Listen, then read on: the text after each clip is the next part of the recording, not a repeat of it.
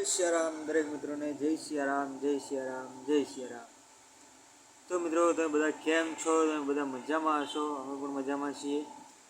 ઠંડીની શરૂઆત એવી રંગબેરંગી અને ગુલાબી ઠંડીની શરૂઆત થઈ ગઈ છે, પણ ઠંડીમાં ધ્યાન એ રાખવાનું કે આપણે ક્યાંય ઠરી ના જઈએ, કારણ કે જો આપણે ઠરી જઈશું તો આપણે જવું પડશે દવાખાને, અને દવાખાને જઈશું તો પછી લેવી પડશે ગોળીઓ લઈ દવાખાને જઈ ઇન્જેક્શન લઈને હેરાન થવું એના કરતી તો બેટર એ છે કે તમે ઠંડીમાં ઠરો જ નહીં।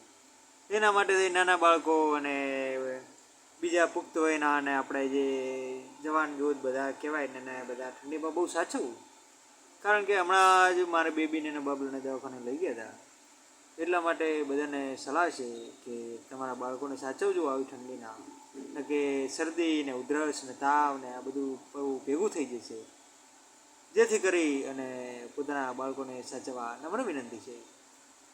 તો ઠંડીમાં બધા તમે સચવાશો અને બાળકોને પણ સાચવશો તે અમારી પ્રાર્થના છે।